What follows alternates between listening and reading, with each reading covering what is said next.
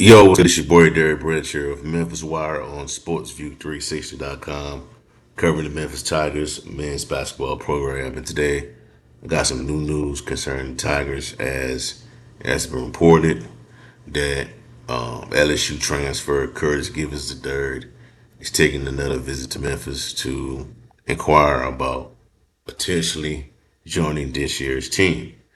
Now, this has been a story that has been brewing for quite some time. I think since last month, perhaps like right after the season, when you know that the portal started to open up, there was some stories out there, some reports out there that Curtis, there was some interest between Givens and the University of Memphis.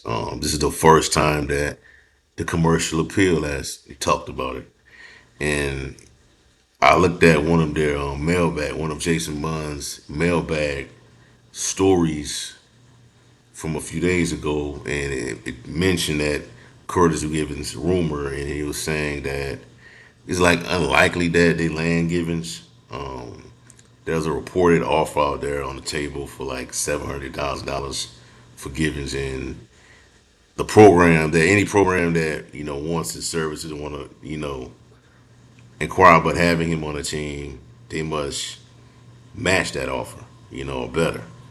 So we'll see how that'll play out, but there is Curtis is scheduled to visit Memphis to inquire about their team. As you know, Memphis has already added a plethora of guards to your team, and there also is guards already on the team like Dante Harris coming back.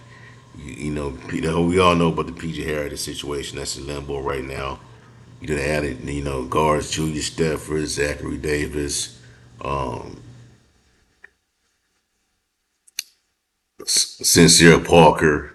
It just a lot of players, man. A lot of wings. You got Ashton Hardaway to the Mickey Wayne player. It's like Dane Verituk, Felipe Patino, Quinte Berry, Julius Stafford, Sincere Parker, Aaron Brasher. They're only 7 footer on the team.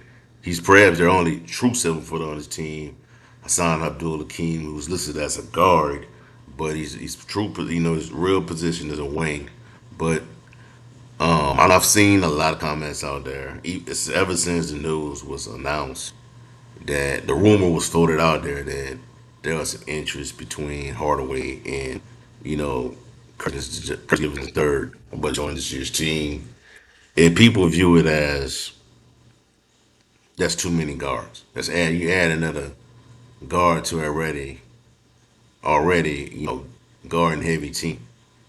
Quincy Bear is a guard, Dane Verituk's a guard, Felipe Patino's a guard, Zachary Davis is a guard, Doug McDaniel's a guard. Julius Stubber, he's a guard. I mean, I think personally, I do think they need another big man to come into the mix. But if you feel as though there's room for Kirk Givens to be a part of this team, then go for it. It won't hurt to add him to the team. Don't work out, he'll probably be out. He'll probably be jumping back in the portal again after next season.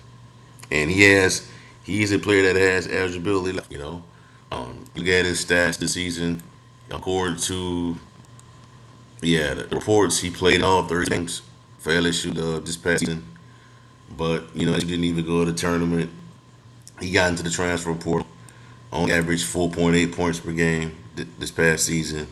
1.7 rebounds, 1.6 assists. Only shot 26.9 from the floor. 3-point percentage was in the 20s as well. And this is his game log right here. You know, you know, 7 points against Mississippi State, 2 points here, 2 points, 3, 8, 11, 3, 3, 4 points, 9, 8. His highest was 15 points against Missouri back in January. He had 12 points against this team right here, Stetson Hatters. So, and they had another 11 points against Florida in February, which was Florida became the eventual national champion, but there could be some potential there, man. I don't think he starts if he had to be added to this year's program, but we'll see. You know, because I know it's a different circumstances, but Dan Danger's stats weren't that great when he came to Memphis, and we saw how that turned out. You know, so there is some upside there with Curtis Givens. You know, and then he also got the fact that he's a local guy, hometown kid, freshman, 6'3", 185, got multiple years of eligibility left. Now, if he comes here, is he one of those guys that'll stay another year? Or pursue the NBA, or come to Memphis, gets a significant boost in his numbers, and that in return raises the stock of his NIL value. Will he pursue greener pastures like a PJ Haggerty, who came here on a it wasn't an NIL deal that we looking at now, possibly looking at now, but he did get paid to come to Memphis, and his stats got elevated, and in return, his NIL market got bigger as well. You know, so I think it won't hurt to add him to this team, bro. To me, I know the Memphis got too many guards on the team. I agree, but it won't hurt to add him to this team because if it don't work out, if you don't get an increase in his minutes, well, let me see. He played a lot of minutes at LSU. He had his fair share of minutes in LSU. If it don't, what I'm saying, if it don't work out, he'll just leave. I think, but we'll see. But Memphis does need to add another rim protector to the mix. If Dan Danger come back, is allowed to come back, that's even better because that way you'll have Aaron Bradshaw, you have Dan Danger, then you got somebody like a Ashton Hardaway that possibly could defend the rim. Six guys, 6'8", 6'9". You only 7 foot is Aaron Bradshaw right now. So you gotta wait and see how it all play out, man. But the latest is that Curtis gives his schedule to Curtis is scheduled to take a visit to Memphis in the foreseeable future.